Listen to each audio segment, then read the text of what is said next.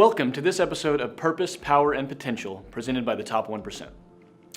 In my years of reading, studying, researching, and just being human, I have come in contact with many individuals who, despite accomplishing many accolades, have found themselves struggling to understand the true purpose of their lives.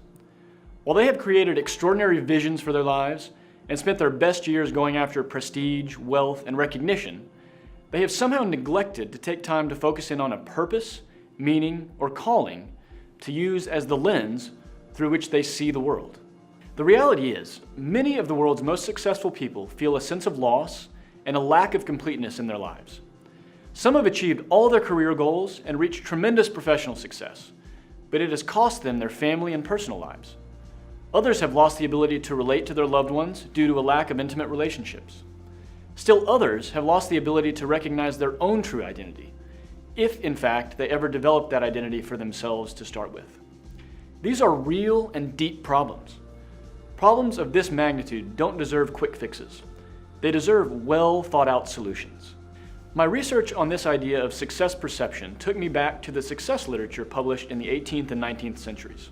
In this early success literature, people focused much more heavily on a person's inner character, and so equated character ethics, sometimes referred to as eulogy values, such as integrity, humility, fidelity, courage, and justice, to a person's success.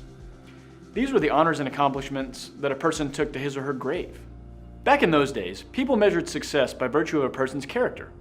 It is perhaps for this reason that our founding fathers integrated specific principles and habits through which they believed people could experience true success and enduring happiness into the very wording of our emancipation documents.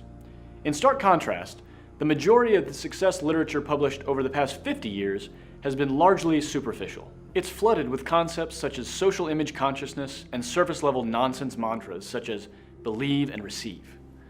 I think we'd all acknowledge that these quick-fix solutions are short-sighted at best and downright damaging at worst. While inner character is still acknowledged as something that's a small piece of success, it's most often treated as a category rather than recognized as foundational. Sadly, a lot of us have fallen prey to this way of thinking.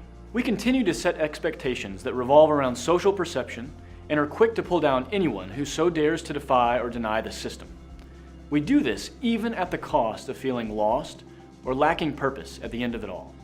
A sobering question that we would all do well to ask ourselves immediately is this: what must I have achieved in my life so that when I look back on my life in the last few moments on earth, I'm completely satisfied? Yes, this is a deep question, to say the least. But in my opinion, life really is about deep questions. It's certainly not about shallow questions. I think if you give the question some time and some deep thinking, you'll be very happy with the sense of clarity it will bring you. So how does one find the answer to a question like this? Well, a good exercise to address this question is to just write out a summary of what you want to have achieved in paragraph form. 2 to 3 paragraphs will be adequate, but there really are no limitations. I would begin by first listing your 5 most important values. These are the 5 values that you want to be the guide of your life day to day, and they are also the eulogy values you want your life to have represented when you're no longer living. For example, my 5 most important values are the following: integrity, faith, contribution, growth, and family.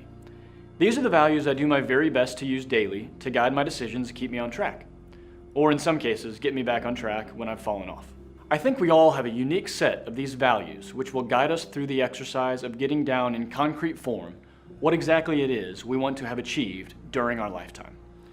It's very important to me that you perform this exercise, so please write down your 5 most important values in the comments area below and why.